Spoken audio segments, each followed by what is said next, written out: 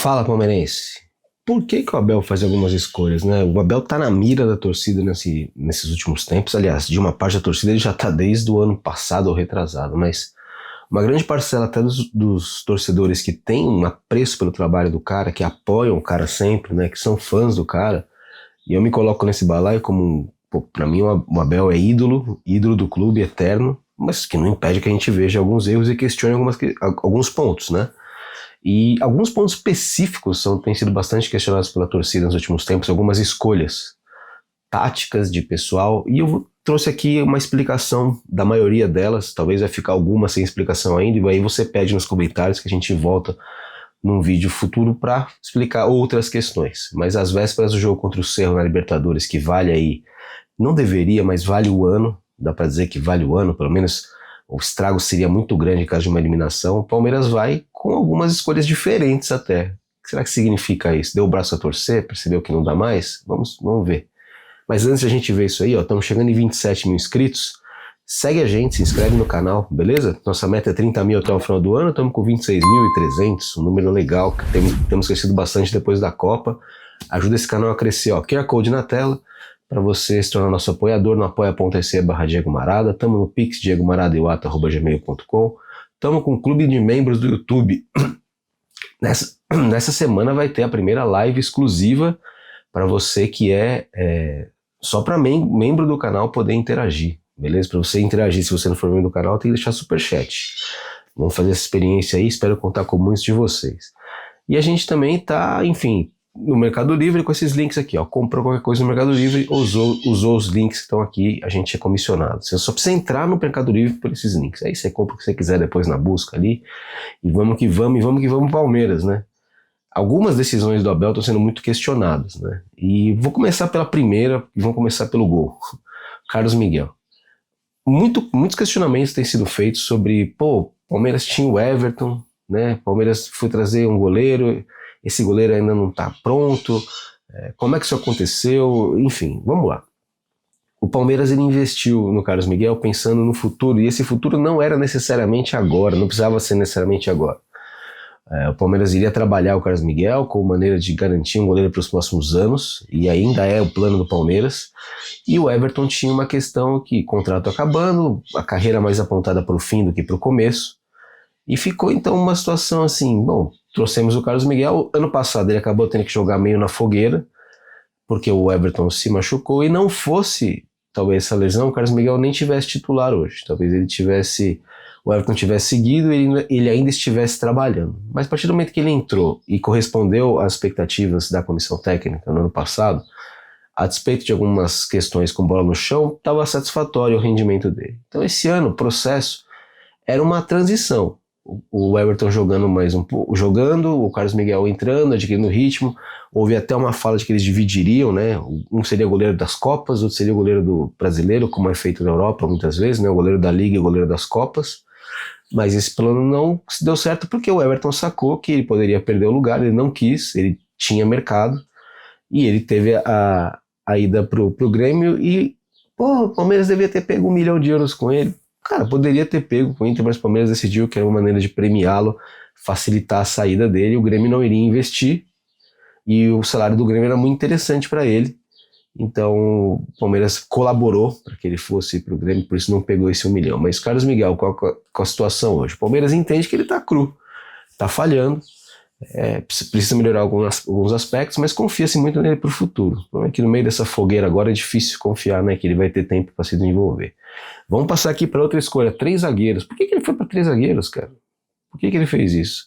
Essa explicação é fácil e tem menos a ver com uma convicção do que convicção no positivo do que numa convicção no negativo. O Kelvin, além de lesionado, perdeu muita confiança, né? Você vê que o cara ele entra em campo meio que com medo, erra passe curto, não arrisca nada que não seja feijão com arroz, e mesmo feijão com arroz não faz bem feito. Então criou um problema para o Palmeiras. E o Giai é um cara que ofensivamente o Palmeiras não pode contar. Qual foi a ideia então desse 3-5-2, esse 3-4-3? Por quê? Porque o Palmeiras não precisaria escalar nenhum dos 2 laterais. Parece bizarro pensar isso, mas um dos motivos pelo qual o Palmeiras optou por jogar saída com 3 zagueiros, né? Escalar 3 zagueiros de início, é poder usar o Alan como ala. E vinha funcionando. vinha dando certo, né? O problema é que teve uma baixa de repente, alguns jogadores se lesionaram ao mesmo tempo, o Gomes se machucou, o Fux teve que operar de apendicite, o Barbosa sentiu dores no pé, tanto que no último jogo o Abel escalou só 2 zagueiros e o Palmeiras não teve um bom desempenho também. E precisou escalar o Giai na lateral direita, e o Giai, mais uma vez, deixou claro por que o Palmeiras evita jogar com laterais direitos. Mas a escolha pelo 3-4-3 foi essa. Tá? Além disso, isso passa por uma outra questão, né? Por que joga só com dois volantes ali, né? Muita gente fala, tem que povoar o meio, tá esquisito. Bom, hoje em dia, a gente negócio de povoar o meio, ele é muito relativo, né? Porque você joga num 3-4-3, num 3-5-2, esses 5 são jogadores de meio. O Palmeiras ele tem uma questão muito mais comportamental do que de numérica no setor. O Palmeiras se comporta, principalmente quando começa o futebol a decair, e aí é o teorema de, né, o que vem primeiro, né, o ovo ou a galinha. Porque quando o Palmeiras começa a jogar mal, ele recorre muito às bolas rápidas pelo lado do campo. O Palmeiras evita tabelas pelo meio. Isso é, além de ser um estudo que a própria FIFA fez, que é praticamente impossível entrar pelo meio, que o local de você furar as zagas fechadas adversárias, as últimas linhas, é entre o zagueiro direito e o lateral direito, entre o zagueiro esquerdo e o lateral esquerdo. É ali que é a entrada, que é ali pelo corredor interno, né, corredor lateral interno. É por ali. Então o Palmeiras, quando começa a jogar um pouco mal, perder rendimento, ele vai para sua jogada de segurança, que é jogar pelo lado em transição e velocidade. E o Palmeiras está fazendo isso. Aí vem a pergunta, será que o Palmeiras não está piorando porque está recorrendo para isso? É um problema de confiança? Essa é uma questão que só o Departamento de Psicologia do Palmeiras poderá ou não responder. A gente não tem como saber. A impressão que dá, a impressão não, a avaliação é clara. Toda vez que o Palmeiras começa a entrar num momento de crise técnica, ele recorre para esse esquema, esse tipo de jogar que é mais seguro para ele, não é para si. Os dois no meio porque o Palmeiras forma uma linha, né? Então tem os dois, o Andrés e o Marlon fechando, mas você tem os alas fazendo essa linha junto, né? Então só aí você já tem 4, né? E aí você tem muitas vezes umas pessoas do ataque, principalmente o Arias, voltando muito para fazer. Então o Palmeiras, na verdade, quando ele se defende com 5, com 6 muitas vezes, até nessa segunda linha, pode acontecer, ou com 4 normalmente. O ponto é que não tá faltando gente ali, tá faltando comportamento. O Arias é um grande ladrão de bola, mas não é aquele marcador de pressionar, de tirar espaço. O Marlon Freitas e o Andrés também não têm essa característica, mas estão no time para poder fazer a bola fluir. Agora, quando não flui o jogo, fica mais evidente que eles não têm essa pegada de marcação no meio campo. Precisa de uns 5 volantes? Na atual circunstância, encorpar o número de pessoas com pegada de marcação pode ser uma alternativa, sim. Mas isso tem menos a ver com o número de pessoas no meio que com a característica dessas pessoas, né? Porque o Arias volta para marcar, por exemplo, mas ele não é como eu falei, não é um marcador de tirar espaço. O próprio Flaco volta muito para ajudar, o Vitor Roque, quem está jogando de 9 ou de falso 9, volta para ajudar, mas também não são jogadores de tirar espaço. O Palmeiras está sem jogadores de tiração de espaço, redução de espaço no meio. Isso é uma coisa que entendo que poderia mudar. E aí, afinal as escolhas finais, né, por nomes especificamente, vou falar de 2 caras, Piquerez e Vitor Roque. Tá muito claro que são 2 jogadores que estão com rendimento muito abaixo, junto com o Murilo também. São jogadores que estão com rendimento muito abaixo. A questão do Murilo é um pouco à parte. A questão do Murilo entende-se que é uma questão de, fisicamente, ele está precisando recuperar. E no caso do Piquerez e do Vitor Roque, tem agravantes. São lesões de tornozelo, lesões ligamentares, né, de ligamento de tornozelo. Eu já rompi isso. Eu sei que é embaçado, eu não precisei operar porque eu não sou profissional. Se fosse profissional, teria que ter operado, né? Embora eu tenha machucado numa Copa ACESP, Copa de Jornalista aqui de São Paulo, um dia eu conto essa história, foi o lance mais bonito da minha vida. Mas, enfim, por que ele está escolhendo o Vitor Roque? Porque o Vitor Roque é o dono da posição. Você não contrata um cara por 25 milhões de euros para ele ser reserva. Então ele é o dono da posição e ele precisa voltar e adquirir ritmo. É o mesmo caso do Piquerez. O Piquerez é o dono da posição. Ele precisa voltar e adquirir ritmo. Só que só tem um jeito disso acontecer, é jogando. O ponto é que as atuações dos dois, por incrível que pareça, porque são 2 jogadores mais importantes do Palmeiras nas últimas temporadas, estão deixando muito a desejar, cara. As atuações estão muito fracas e estão atrapalhando o Palmeiras. Desde a volta do Piquerez eu tenho falado, cara, o Piquerez não tá jogando bem, ele tá atrapalhando o Palmeiras, ele não tá dando fluidez pro jogo, ele não tá com pegada de jogo. E, cara, o tempo tá passando e isso não tá melhorando. Né? A gente não tá percebendo uma melhora no jogo do Piquerez. Né? O caso do Vitor Roque é parecido também. Ele não tá conseguindo nem acertar domínio. Não é que ele tá chutando mal. Chutando mal é, enfim, água na torneira. Tá claro que ele tá chutando mal, mas ele não tá nem conseguindo dar andamento, não aparece pra tabela. Tá complicado. O futebol dele tá complicado. E aí, pô, Maurício e Sousa estavam deitando na volta da Copa, né? Acho que embalados pelo Paraguai, principalmente o Maurício, que foi destaque na Copa do Mundo, né? O Sousa nem jogou, mas voltou com um grande ânimo, uma grande vontade de jogar e estava entregando, vocês estavam entregando, estavam jogando muito bem. E aí, para recolocar o Flaco e o Roque no time, eles foram sacados. O Flaco até está justificando a entrada, né? Ele não está ainda o Flaco Prime, para usar o termo que virou moda, mas ele já está, em comparação com o Vitor Roque, é como se ele estivesse prontinho para jogar.